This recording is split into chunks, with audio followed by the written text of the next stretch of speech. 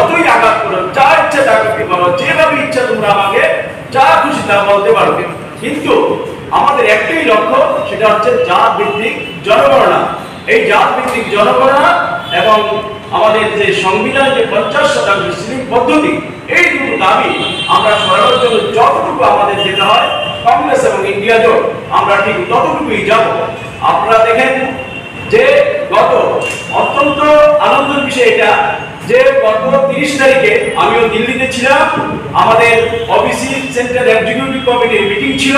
সেই মিটিংয়ে হঠাৎ করে 6টা বাজবে আনুমানিক, তখন আমাদেরকে ঘোষণা দেওয়া হলো নরেন্দ্র মোদী সরকার জাত ভিত্তিক যে জনগণনা এটা ঘোষণা দিয়েছে। একটু পরেই আমাদের নেতা রাহুলজি সাংবাদিক সম্মেলন করবেন আকবর রোডে কংগ্রেসের যে অফিস, সেখানে আমাদের যে সর্বভারতীয় চেয়ারম্যান অনিলজিকে নিয়ে ডাকা হয়েছে সেখানে যাওয়ার জন্য। অত্যন্ত আনন্দের সঙ্গে আমরা সেটাকে সাধুবাদ জানাই।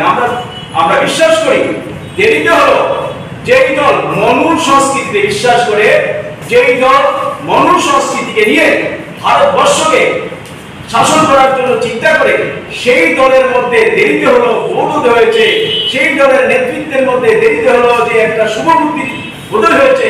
এর জন্য কংগ্রেস দলের পক্ষ থেকে আমরা তাদেরকে সাধুবাদ জানাই, কিন্তু আমরা অভিনন্দন জানাই, আমরা ধন্যবাদ জানাই আমাদের সর্বভারতীয় নেতৃত্ব রাহুলজি, যেই পরিশ্রম করেছেন, কংগ্রেস দলের সভাপতি মল্লিকার্জুন খাড়গে যেই পরিশ্রম করেছেন, সারা ভারতবর্ষে লড়াই করেছেন এই জাত ভিত্তিক জনগণনা এবং এই আমাদের সেন্সাস পদ্ধতি করে দেওয়ার জন্য যে লড়াই করছেন এবং আগামীও করবেন, করে যাচ্ছেন।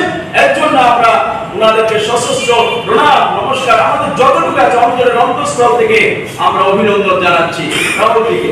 এখন আমাদের সামনে যে প্রশ্নটা আসছে সেটা হচ্ছে জাত ভিত্তিক জনগণনা তো হবে, কিন্তু সেটা কতদিনের মধ্যে এই জাত ভিত্তিক জনগণনা করে ঘোষণা দেওয়া হবে এবং কি কি ক্যাটাগরি এখানে রাখা হবে, কোন কোন প্রশ্ন রাখা হবে, এগুলো যাতে সরকার অতি সত্বর যাতে ঘোষণা করে।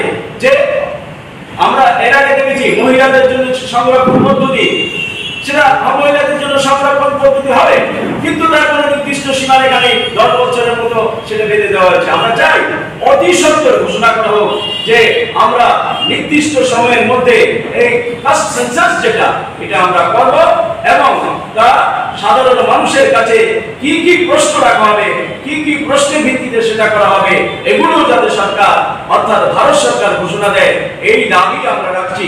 এবং আমরা সেদৃষ্টি রাখছি কোন অবস্থাতে যাতে এই সরকার যাতে মানুষকে বঞ্চিত না করতে পারে, এই সরকার যাতে মানুষকে লাঞ্ছিত করতে না পারে, এই সরকার যাতে ধর্মের ভিত্তিতে দেশকে ভাগ করে দেওয়ার জন্য যে চেষ্টা করছে সেটা না করতে পারে।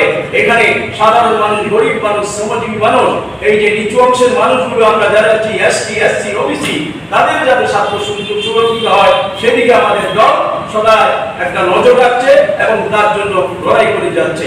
এই হচ্ছে আমাদের আজকে আপনাদের কাছে আমাদের বক্তব্য।